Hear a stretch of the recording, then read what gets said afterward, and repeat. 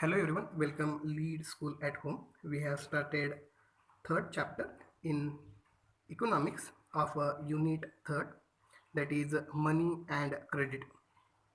In this chapter we have studied about money as a medium of exchange, then modern forms of money, then loan activities of banks, then terms of credit. Then in the last video we have studied about a variety of credit arrangements. Now in this video we will see the next point, that is loans from cooperatives.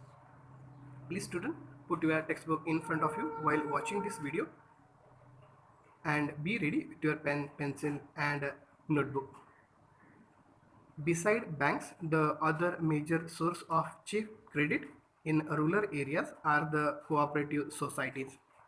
Apart from bank, in the rural area, major source of cheap credit are the cooperative societies or cooperatives. Members of a cooperative pool their resources for cooperation in certain areas, and members of a cooperative pool their resources for cooperation in certain areas. There are several types of cooperatives possible, such as farmer cooperatives, weaver cooperatives, industrial worker cooperatives, etc. And there are several types of cooperative possible, such as farmers cooperatives, weaver cooperatives, industrial workers cooperative, etc. Christian cooperative functions in a village not very far away from Sonpur, and one of the cooperative is there in Sonpur, that is Krishna cooperative, and it is not far away from that Sonpur. It has 2300 farmers as members. It accepts deposits from its member, and it accepts deposit from its members. How many members are there? 2300. With these deposits as a collateral, the cooperative has obtained a large loan from the bank, and with these deposits as a collateral, the cooperative has obtained a large loan from the bank. These funds are used to provide loans to members, and these funds they use to provide loans those who are members in the cooperative. Once these loans are repaid, another round of lending can take place. Once these loans are repaid to the bank, that time another round of lending can be take place. Krishak cooperative provides loans for the purchase of agriculture implements, and Krishak cooperative provides loans for the purchase of agriculture implements, loans for cultivation and agricultural trade, fishery loans, loans for construction of houses, and for a variety of other expenses.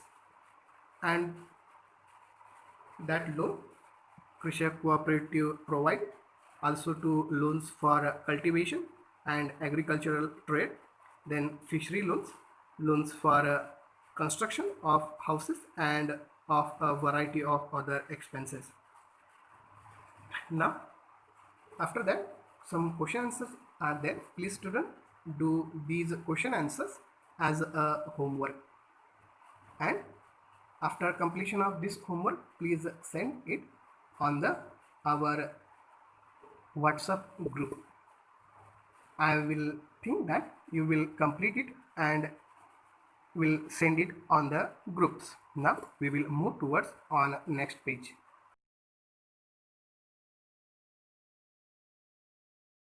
We will see formal sector credit in India. We have seen in the above examples, means in previous examples, that People obtain loans from various sources. People obtain loans from various sources. The various sources of loans can be conventionally grouped as a formal sector loan and informal sector loan. Means there are two types of loan. First one is formal sector loan and informal sector loans.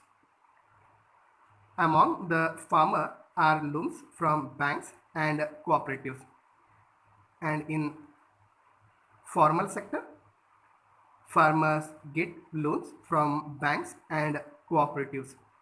The informal lenders include money lenders, traders, employers, relatives, and friends, etc. And in informal sector consist of money lenders, traders, employers, relatives, and friends.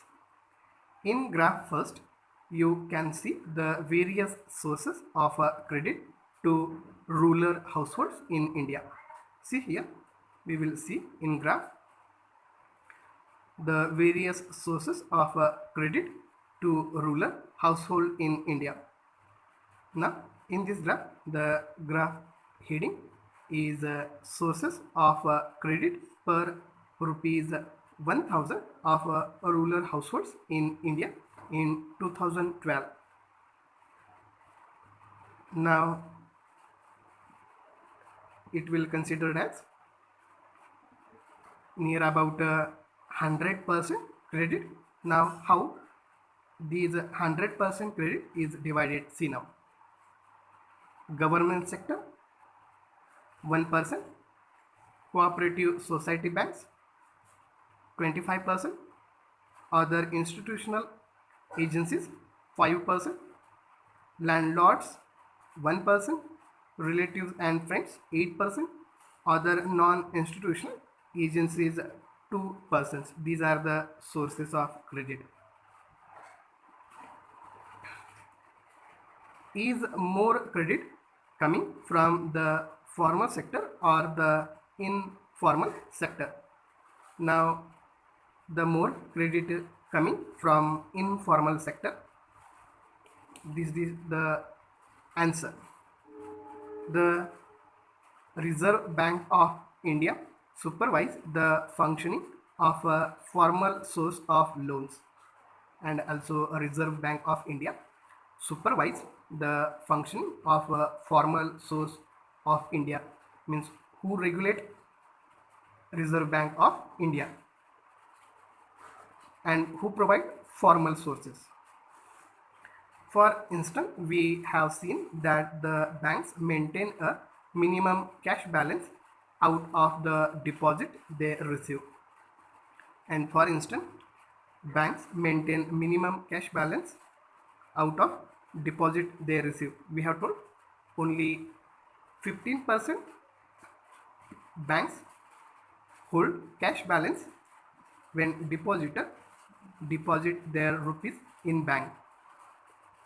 The RBI monitors the banks in actually maintaining cash balance, and RBI monitor the banks in actually maintaining cash balance. Similarly, the RBI sees that the banks gives loans not just to profit making businesses and traders, but also to small cultivators, small scale industries, to small borrowers, etc. And similarly, the RBI sees that the banks give loans not only for profit making to business and traders, but also to small cultivators, small scale industries, to small borrowers, etc. Periodically, banks have to submit information to the RBI on how much they are lending to whom, at what interest rate, etc. And all information regarding the loan, banks provide these information to RBI, how much they are lending, means how much loans they provide to the farmer, to whom, at what interest rate they have provided. There is no organization which supervises the credit activities of lenders in the informal sector. As per the RBI, there is no organization supervise the credit activities of lenders in the informal sector. They can lend at whatever interest rate they choose. Means whatever interest rate will choose lender, they will take that interest rate and provide loans to the farmer. Now we will move towards on next. There is no one to stop them from using unfair means to get their money back, and no one can stop to the money lender, trader, then employer from using unfair means to get their money back.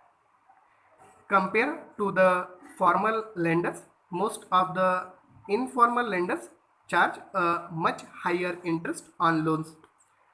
Means higher interest rate on loans is there in informal sector than formal sector. Thus, the cost of the borrower of informal loans is much higher. Higher cost of borrowing means a larger part of the earning of the borrowers is used to repay the loans. Higher cost of borrowing means a larger part of the earning of the borrowers is used to be repay the loan. Hence, borrowers have less income left for themselves, as we saw for Shaman in Sonpur. And borrowers have less income left because he paid most of money in loan. Earlier, we have seen in the case study of Shaman in Sonpur. In certain cases, the high interest rate for borrowing can mean that the amount to be repaid is greater than the income of the borrower. In certain cases, the high interest rate for borrowing can mean that the amount to be repaid is greater than the income of the borrowers.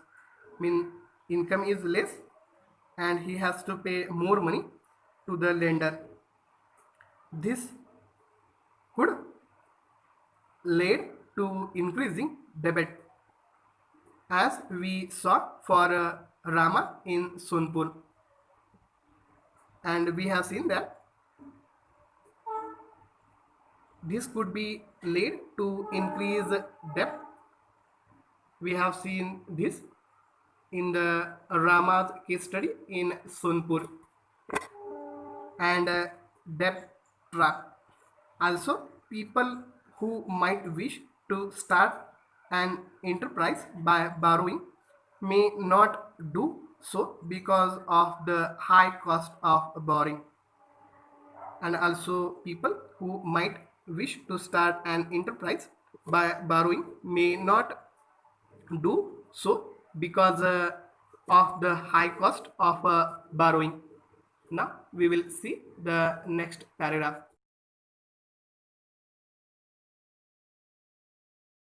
For these reasons, banks and cooperative societies need to lend more.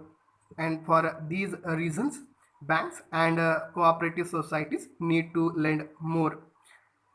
This would lead to higher incomes, and many people could then borrow cheaply for a variety of needs.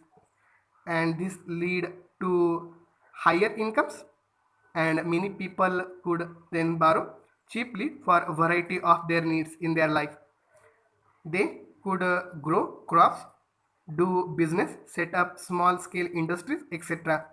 And after getting the loan, they could grow crops, do businesses, set up their small scale industries, etc. They could set up new industries for trade in goods, and also they could set up new industries or trade in goods. Cheap and affordable credit is crucial for the country's development, and cheap and affordable credit is very important for the country's development. Now we will see the next point.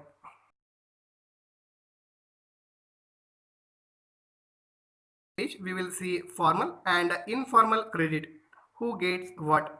Graph 2 shows the importance of formal and informal sources of credit for people in urban areas.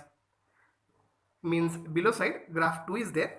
If you check this graph, and in this graph the importance of formal and informal sources of credit for people in urban areas has shown. The people are divided into four groups from rich to poor as shown in the figure. See here, poor to rich. There are four groups are there. First group is of poor household. Second group, households with few assets. Third group, well-off household. And fourth group, rich households. Now you can see that 85% of the loans taken by the poor household in the urban areas are from informal sources. Now see here, 85% of the loans taken by the poor household in the urban areas from informal source. See here, it also given in blue percent of loans from the informal sector. This is a in blue 85%, and purple percentage of loans from the formal sector. This is one. Compare this with the rich urban households, and when we compare to this rich house urban households, what do you find? See the answer. Only 10% of their loans are from informal sources, while 90% of are from formal sources. See here, near about 90% of loans from formal sector and 10% loans from the informal sector in rich household in urban areas. A similar pattern is also found in rural areas. The rich households are availing cheap credit from formal lenders, where the poor households have to pay a large amount for borrowing. And in a similar pattern is also found in rural areas. The rich households are availing cheap credit from formal lenders, whereas the poor household have to pay a large amount for borrowing. Now we will see its next paragraph. What does all this suggest? See the answer. First, the formal sector still meet only about half of the total credit needs for the rural people. In first, the formal sector still meets only about half of the total credit needs of the rural people. The remaining credit needs are met from informal sources, and remaining credit needs are met from informal sources. Now we will move towards on next page.